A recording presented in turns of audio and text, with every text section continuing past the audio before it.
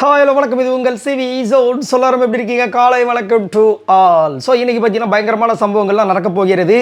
நேற்று பார்த்தீங்கன்னா இந்த டிக்கெட்டு ஃபினாலே ஃபஸ்ட்டு ரவுண்டு எப்பா முடியல சாமி, அந்த அளவுக்கு வந்துட்டு நைட்டு கிட்டத்தட்ட நானே வந்து 2:15 சம்திங் தான் தூங்கினேன். அதுக்கப்புறமும் நடந்துச்சு. ஸோ இப்போ லைவில் என்ன நடக்க போய் பார்த்தா எல்லோரும் தூங்கிக்கிட்டே இருக்காங்க, ரொம்ப டயர்டாக இருக்காங்க பாவம். ஏன்னா எல்லாருமே முழிச்சிட்டு இருக்கணும். அவங்க விளையாடுறாங்கன்னு சொல்லிட்டு இவங்க போயிட்டாங்கன்னா அதுவும் கஷ்டமாயிடும். ஸோ பயங்கரமான டஃப் கொடுத்தாங்க உண்மையிலேயே. நம்ம வந்துட்டு சுபிக்ஷாக்கு, அரோராக்கு, திவ்யாவுக்கு, முக்கியமாக வந்து பெண்களுக்கு கண்டிப்பாக நம்ம கிளாப்ஸ் சொல்லி ஆகணும். ஏன்னா ஆண்களுக்கு நிகராக வந்துட்டு அது இப்போல்லாம் அந்த இதெல்லாம் இல்லை. பட் இருந்தாலும் அந்த ஸ்போர்ட்டிவ்னஸோடு பண்ணாங்க பார்த்தீங்களா, உண்மையிலேயே கிளாப் பண்ணி ஆகணும். ஸோ நேற்றோட டாஸ்கில் பார்த்தீங்கன்னா சூப்பராக வந்துட்டு ஃபஸ்ட்டு வெளியே இருந்தது நம்ம சாண்ட்ரா, 2வது வெளியே இருந்தது பார்த்தீங்கன்னா நம்மளுடைய விக்ரம், 3வது பார்த்தீங்கன்னா நம்ம வினோத் அவர்கள் அன்ஃபார்ச்சுனேட்லி போனார். ரொம்ப கஷ்டமாயிடுச்சு, அவர் தலையை டப்புன்னு அடிச்சிட்டார், ரொம்ப வருத்தமாக இருந்துச்சு. அடுத்தது பார்த்தீங்கன்னா நம்மளுடைய சபரி, அவருமே அன்ஃபார்ச்சுனேட்லி கை எடுத்ததுனால அவுட்டு. 5வது பற்றி நம்மளுடைய விஜய், பார்வதி ரொம்ப நேரம் வெயிட் பண்ணாங்க.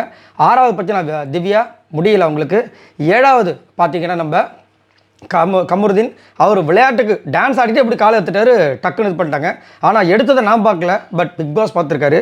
அதுக்கப்புறம் 8வது பற்றி நம்மளுடைய அரோரா, 9வது பற்றி நம்மளுடைய சுபிக்ஷா. ஸோ இதில் இந்த இப்போ சொன்ன வாரியாக வந்துட்டு அவங்களுக்கு பாயிண்ட்ஸும் கிடைச்சது. லாஸ்ட்டாக இருக்கிற சுபிக்ஷாக்கு 9 பாயிண்ட்ஸ். இப்போ டிக்கெட்டு பண்ணாலே டாஸ்க் 2 பார்த்தீங்கன்னா இன்றைக்கி நடந்திருக்கு, பயங்கரமான டாஸ்க். அதில் வந்து சாண்ட்ரா அவர்கள் தரமான மாஸ் சம்பவம் பண்ணியிருக்காங்கன்ற மாதிரி ஒரு தகவல் வருது.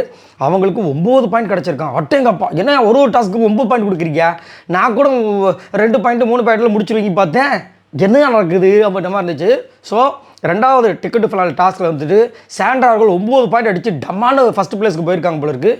செம்மையாக இருக்குல்ல. சுபிக்ஷாக்கு அவங்க மற்றவங்களுக்குலாம் என்னென்னு தெரியல, அது இனிமேல் போக போக தெரியும். ஸோ இப்போ பாயிண்ட்ஸ் டேபிள் அவங்க தான் எனக்கு தெரிஞ்சு டாப்பில் இருப்பாங்கன்னு நினைக்கிறேன். ரைட்ரா? ஆனால் ஆமாம், இருக்கிறதுக்கு வாய்ப்பு இருக்குது, பார்க்கலாம். சரி, ஸோ ஆனால் இப்போ வந்து பார்த்திங்கன்னா சாண்ட்ராவோட கேம் எப்படி இருக்குன்னா, அந்த அழுகைக்கு பின் அப்படின்னு சொல்லலாம், இல்லைனா ஃப்ரீ டாஸ்க்கு பின் அப்படின்னு சொல்லலாம். அவங்களோட கேம் வேறு மாதிரி போயிட்டுருக்கு. அனலைசிங்கில் பயங்கரமாக இருக்குது. ஆனால் ஓட்டு ரொம்ப கம்மியாகிட்டே வருது. என்னவா இருக்கும். ஆனால் கண்டிப்பாக என்னுடைய கருத்து, எனக்கு என்ன தோணுது அப்படின்னா, கண்டிப்பாக வந்துட்டு டாப் 5ல் வந்துட்டு சாண்ட்ரா வருவாங்க அப்படின்ற மாதிரி தோணுது.